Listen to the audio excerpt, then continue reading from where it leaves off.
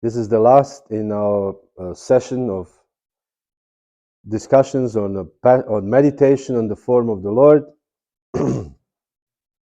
And this yesterday we talked about meditation of the Gopis, young girls, how they see Krishna when Krishna is entering the forest of Vrindavan, going to with the cows, and how do they perceive him? There's the whole meditation on Krishna. Krishna also enhances this meditation by playing his flute. This was the yesterday. Today, we'll speak about the even more intense meditation. And this is how the Gopis meditated on Krishna when Krishna suddenly disappeared. This is described in the Srimad Bhagavatam. So what happened is Krishna and Gopis were sitting very happily on the bank of Yamuna, in the sand, and everything was very wonderful. They enjoyed very playfully their pastime. And then what Gopis thought, wow, we are the most fortunate women in this universe because Krishna is with us. And Krishna detected, according to Srimad Bhagavatam, little pride. So then he suddenly disappeared. And this was a matter of a great distress for the Gopis. And this led to these certain events, particular, which we're going to speak today about how the intensely the Gopis meditated on Krishna. So this is the ultimate meditation. So first of all, when Krishna disappeared, suddenly the Gopis felt great sorrow. First of all, they're very, very sorry. So when they start remembering Krishna left, and they will start remembering how Krishna was just here. They remember his movements, his smile, his glance, his talking to them, everything was very, very enchanting. So they, because they looked around, where is Krishna? As soon as Krishna disappeared, they were looking around, where is Krishna? They looked all over in the area. They could not find him. So then their pain started increasing. And Acharyas are commenting that this meditation on Krishna, where Krishna was not present, develops in two technical terms. One is called Unmada, and one is called Sanchari Bhava. I will speak a little bit about this too. Sanchari Bhava is very interesting because I said Sanchari, the ultimate attraction to Krishna and deep love for Krishna is called Rati. And this Sanchari Bhava is explained, they're like waves. They're enhancing this body of love for Krishna. And there are 30 different types of Sanchari Bhava. Sanchari Bhava can be indifference, moroseness, meekness, feeling on one is in a faulty position, fatigue, madness, pride, doubt, shock, intense emotion, craziness, forgetfulness, disease, bewilderment, death, laziness, invalidity, shame, concealment, remembrance, argument, contemplation, attention, forbearance, jubilation, eagerness, violence, anger, jealousy, impudence, sleep, deep sleep, and awakening. All this is enhancing the actual love, what they feel for Krishna. And interestingly enough, they sometimes, not all of these sentiments manifest at once, but they sometimes manifest, several of them, creating contradiction. And Gopis felt this, at the moment, this unmada, madness. You are out of love for Krishna, you display mad behavior, which is not normal behavior. Madness means not normal. We have institutions where people keep mental people, crazy people, because they are not functioning normally. So the Gopis start acting in an abnormal way. unmada, madness. And how did they do this? We'll describe. They start imitating Krishna because there was so much looking for Krishna, they did not know where to find him. They start imitating how Krishna was smiling, how Krishna spoke to them, how Krishna was holding them. And then one gopi said to another, "I am Krishna." And the other said, "I am Krishna." This is very different than, Mayavadi, they think they are Krishna, Tattvam Asi, I am that. Actually, this is out of, again, unmada, out of deep madness in love for Krishna. There's so much missing Krishna that they're seeing Krishna everywhere. There's this in this love song, when somebody is in love with somebody, they walk on the street and they see only this person. In every person who comes, they see, oh, this is her or this is him. So this is just that, but not material, but a spiritual.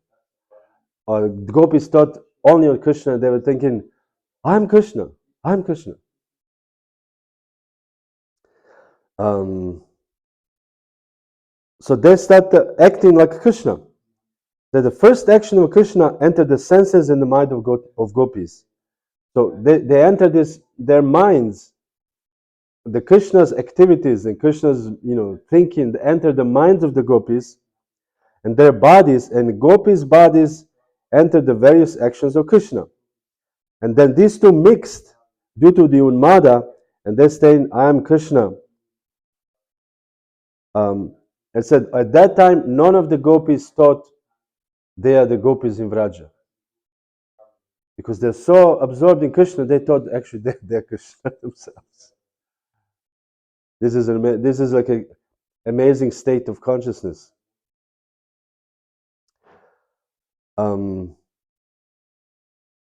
So then they start walking around looking for Krishna. This Unmada subdued a little bit, Unmada was going for some time and Unmada goes away. This is interesting also, the emotions in Vrindavan, amongst the gopis and devotees, they fluctuate. Everything is unsteady. So this Unmada weakened a little bit. Then the gopis become somewhat stable, as the Acharya says, somewhat stable. They start searching for Krishna. And this is the very, very wonderful how gopis actually investigating to find Krishna. Because everybody likes good creamy roman. Who has done it? This is called in America, who done it? Who done it novels. Meaning who did it? You're reading whole novel and the last page is revealed who has done it.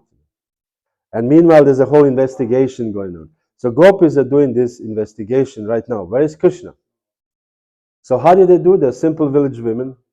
They're walking along the path and they ask trees. O Ashvata tree, O Plaksha, O Nyagroda, have you seen Krishna, the son of Nanda Maharaj? He has gone, stealing our minds with his loving smiles and glances. Can you tell us? Where is he? So these are the trees called Ashvata, Plaksha, and Nyagroda. And Vishwanath Chakravarti Thakur says the reason why the gopis first address these trees is because in Vrindavan, these trees are the highest, the tallest. So the gopis thought in their logic, these are the tallest trees and they must have seen Krishna, the tall trees. So they asked these trees. So naturally, there was no answer from the trees. So the gopis thought, what is the use of these trees? They don't answer. He said, these unconscious entities have not replied to our questions. What do we need? What use is of these trees? Gopis in their madness, condemning the trees they didn't answer. So then they left these tall trees, they went further. Then they said, O Kurabaka tree, O Ashoka, O Naga, Punaga, and Champaka is Balaram's younger brother. whose smile removes the audacity of all proud women, passed away, passed here. So now they went to the little smaller trees because the taller trees did not answer. So they asked the shorter trees, did you see Krishna? And they thought these trees are better trees because they're pure hearts. The other trees, they're a hard heart, but these trees have a better heart, so they let ask them. And the reason why they have a better hearts is because the bees are gathering around these trees. So that means they are more giving. They're more like, open-hearted to give to others. So therefore, these trees must have much better hearts. So what happened? Did trees answer? No and yes. The wind blew. The wind was blowing the branches, and Gopis understood. The tree says, "No, we did not see Krishna." So was it really the tree's answer? No, this is a different question. But the Gopis, they saw it in this way. Then Gopis, next they went to Tulsi. And they said, Tulsi, you are always at the feet of Govinda. Have you seen Krishna, who is encircled by the swarm of bees, as we said yesterday? He was always, because of the garland, beautiful garland, Vaijayanti, the beautiful flowers from the forest in Vrindavan. So the bees always attracted to this garland. So now the reason why they asked Tulasi is because they thought all these trees were male trees. They don't understand what does it mean to be pain when a woman is in love with a man. So let's ask the female plant. So they asked the Tulasi. So of course the Tulasi also did not reply. Then they asked a fragrant jasmine flower, Malati, Malika, Jati, Utica. They asked, these are the flowers now, they asking, did they see Krishna? So the Acharya says, the Gopis, seeing the jasmine vines humbly bowing down, assumed that these plants have seen Krishna, so they bow down when Krishna walked by. So this is they assumed. You see how investigation going on. And we saw also in the pastimes of Balaram, when Balaram and Krishna entering the forest. This is a chapter of Balaram and Krishna killing Dhenukasura and the other donkey demons. The introduction to this chapter is when Krishna and Balaram entering the forest, and Krishna said, just see, dear brother, how all these trees are bowing down to you, because the trees were actually all the way to, because of the heavy fruits, all the way bowing down. So they also taught the Gopis, all these plants, all these flowers,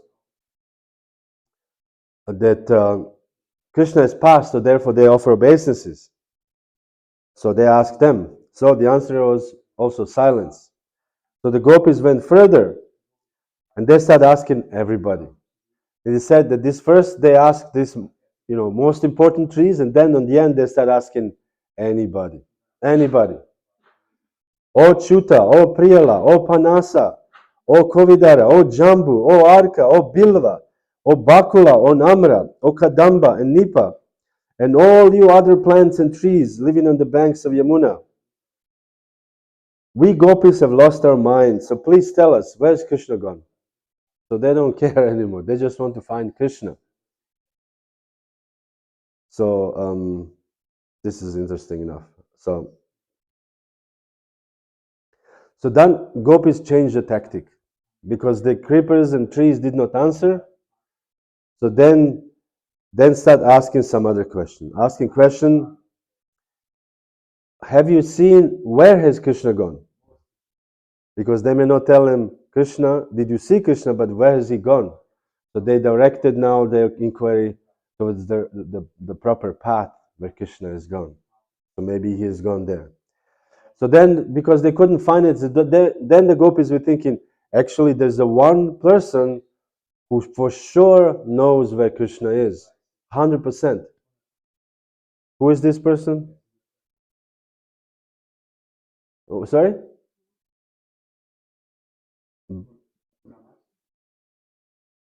Mother Earth.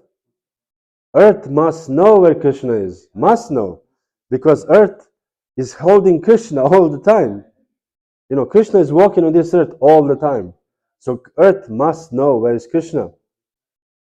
So then they ask, oh Mother Earth. But they were smart. You know. They did not ask about Krishna. They asked, what kind of austerity have you performed so you can have a Krishna stepping on you all the time? So we want to actually do the same austerities because we don't want to lose Krishna. This is the logic of the Gopis. He said, we see because Krishna is stepping on you, all your bodily hairs as raised, as we said yesterday, that the rays on when devotees get in ecstasy, the hairs raise. And when the tree yesterday, because the tree was seeing Krishna, waiting for Krishna to come from the forest, was also had the leaves upraised, because in ecstasy, waiting for Krishna. The tree was stunned with the leaves waiting for Krishna to come. So the same way the Gopis is asking Earth, you see, we can see that you're in ecstasy. This is very obvious. That your hair is standing on end. So what do you do, you know, to get so much favor from Krishna? So this is the question.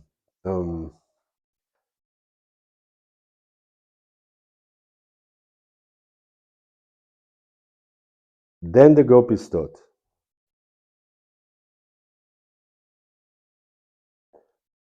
oh friend, wife of the deer, you know, next, the does, they started asking animals. Has Lord Achyuta been here with his beloved? Because they saw, ultimately, this is later on, when Gopis saw footprints of Krishna. This is much later. In the beginning, they were just wandering in the forest. Later on, they saw the two footprints, Krishna's footprints and footprints of smaller footprints. So they assume this is one very special Gopi. We know, you know, from the Acharya commentaries that this is Radharani, but although Shukadeva Goswami did not mention her name. And sometimes you can see that the Gopis could have seen two footprints, one of Krishna and one of the smaller one, of Radharani. And then they saw only one footprint, but a little deeper, meaning Krishna was carrying Radharani. And then again they saw two footprints, and then these footprints of Krishna went towards the bushes and trees. And then they saw again the footprints of Krishna only front and a little deeper. That means that Krishna was standing on his toes, picking up the flowers for Radharani. This is all Gopis, all reading these footprints, and they figure out, you know, the whole story. And then after some time, they saw both footprints, and then suddenly only one footprint, the small footprint of Radharani, because Krishna has left her also. This is another subject. But just the Gopis are very investigative like this. They saw all this thing just by looking at the earth. So, so they asked the deer, "Have you seen Krishna?" And then they ask, the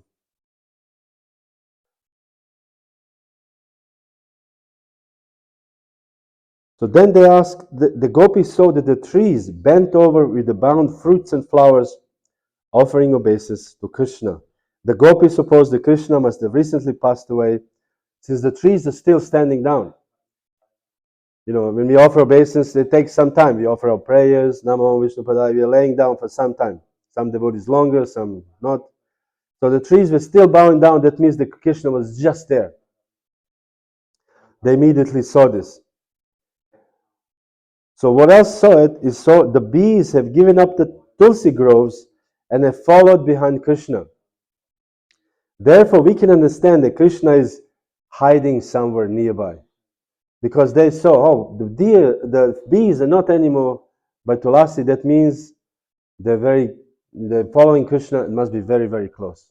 Let us find it. Let us find Krishna right now.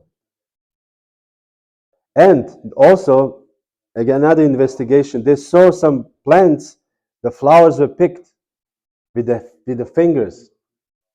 Because when we pick flowers, you pick with fingers. And they just saw this. Krishna was here. It says they saw that this tree this plant was touched by the fingernails of Krishna. And he said, and also the proof is that these creepers, actually their hairs are standing on end. He said, seeing the symptoms, they cannot tell us a lie. We did not see Krishna. Because they saw the symptoms. And they said, you cannot lie to us that Krishna was not here. This is how the gopis logically thinking about this. And then gopis become again a little bit mad. There's going on a little bit madness, a little bit coming back, a little bit investigation. And the gopis now became mad again. And then they become fully absorbed in thoughts of Krishna. And then because they become more and more absorbed in grief, and they start imitating Krishna. But first they were saying, I'm Krishna. Now they start imitating Krishna, imitating the pastimes of Krishna. So they said, some of the gopis said, no, this is actually one gopi's suggestion. They said, let's imitate Krishna's pastimes. And you will get relief from your pain by imitating Krishna's pastimes. So this one gopi, smart gopi, suggested this.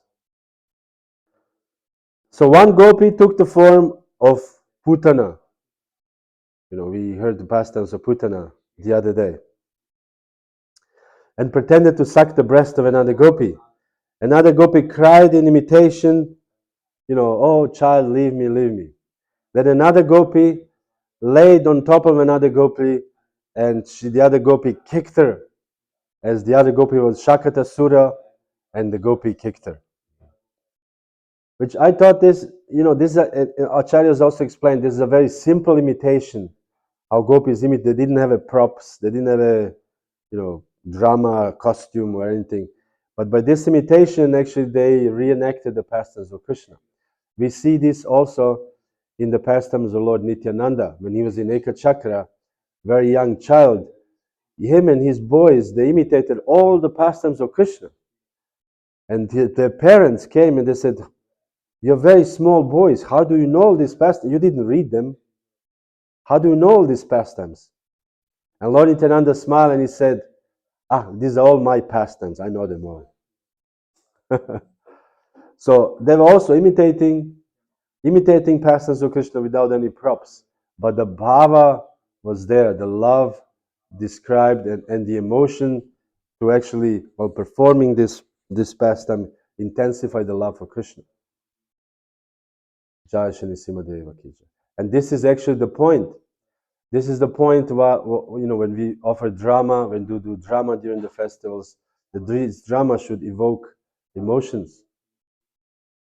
Like, for example, Srila Prabhupada once, it was in New York in the late 70s, that devotees bought this huge building in the 55th Avenue, 11-story big building.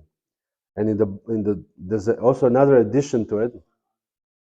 And Prabhupada wanted in this a smaller building to actually do the theater.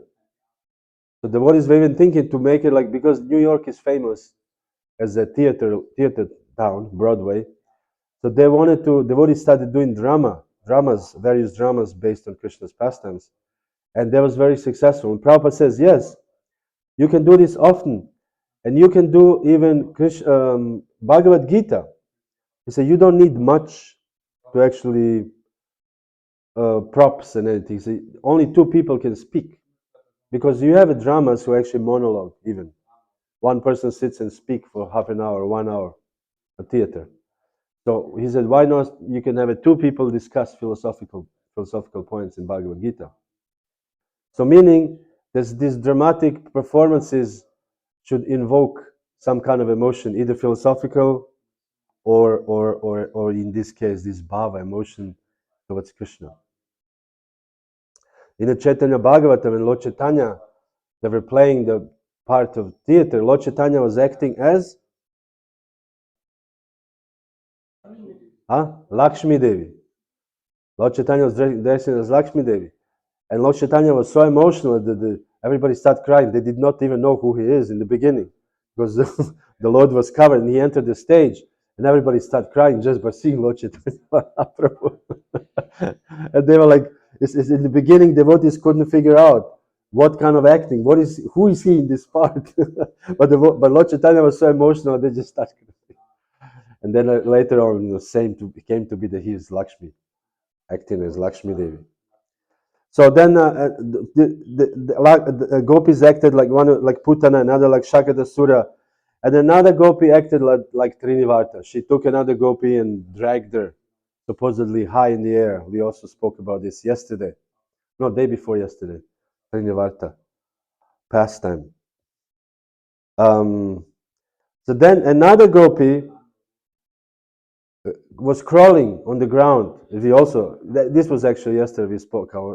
Krishna was in Balaram were crawling in the mud, and they always make themselves dirty, and their parents, and the gopis, they enjoyed it greatly, and so much so that they even took the tail of the calves, and calves were dragging them around through the mud.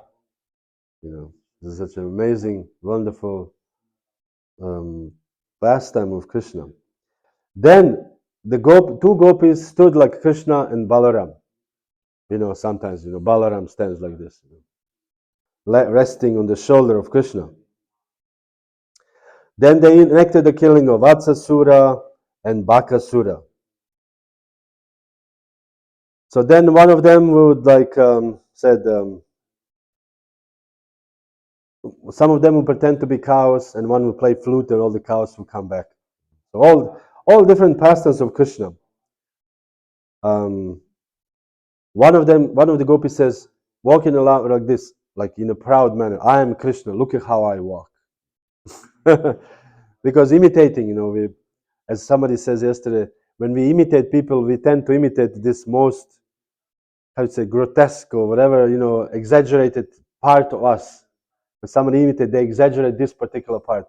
So I guess Krishna was walking like this, and Gopi said, look at how I walk. I am Krishna. Just see how gracefully I move. Then another gopi will say, don't feel about the rain. I will save you from the rain. So she took her chadar, lifted the chadar as a Govardhan hill to protect. So anyway, so they were doing all these wonderful things.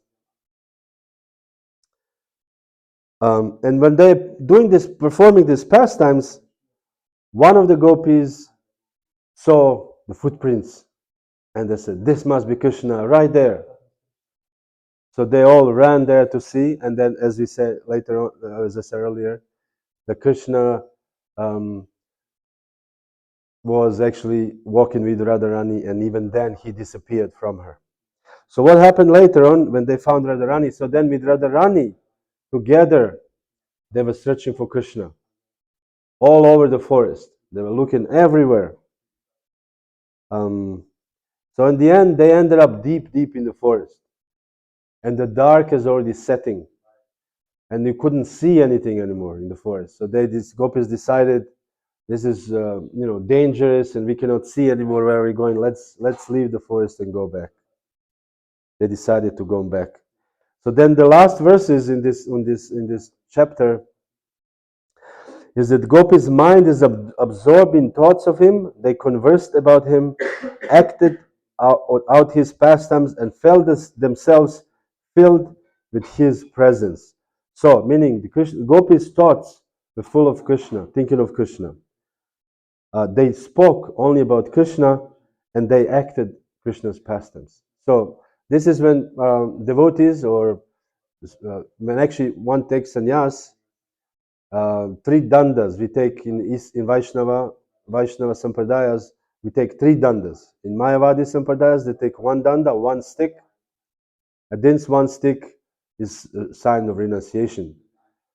But in Vaishnava Sampradaya, we take 3 sticks. The 3 sticks tied together, bamboo sticks, and they represent karmana, manasa, vacha. Meaning acting, as the gopis here, manasa, we always supposed to think of Krishna, and vacha, to speak only on Krishna. So this is sannyas supposed to be like this. Karmana manasa vacha. And gopis are here representing the perfect renunciation. Because renunciation does not mean that we are, we need to eat dry bread smeared with ashes. There's one actually priest, one famous saint, which I will not mention his name. He ate ashen bread, dry bread with ashes on it, because he did not want to enjoy this material world. He wanted to renounce this material world. And also Srimad Bhagavatam describes so many different renunciations. Some in the mode of goodness, some in the mode of ignorance. Brika Sura. Brika. So these are some ghastly renunciation he did. Very terrible. And but the renunciation of a devotee is actually, Prabhupada says once, renunciation means renouncing the dependence on the material existence. That's the renunciation. From today on, I don't depend on my material existence. I want to depend on Krishna only. And this is the symptom. Who is depending on Krishna? Karmana, our activities are all done for Krishna. Manasa, our mind is filled with Krishna, thoughts of Krishna. And vacha, our speech, we speak only about Krishna. So this is the gopis' state. And at the end, the gopis came again to the bank of Kalindi or Yamuna, meditating on Krishna and eagerly hoping that he would come. They sat down together and sing about him. So this is the gopis in the end. They did not know what to do. They sat together and just sang at a kirtan, all night kirtan. So I think this is the very, very nice meditation, how the gopis were so absorbed in thoughts of Krishna. And this absorption became a little bit of a madness. They start asking trees, have you seen Krishna? They ask Mother Earth, have you seen Krishna? So they ask Earth, what kind of austerities you have done so we can also do to achieve Krishna. Anyway, so this is what I all wanted to say today about the meditation of the gopis on Krishna. Hare Krishna. Can you turn it off?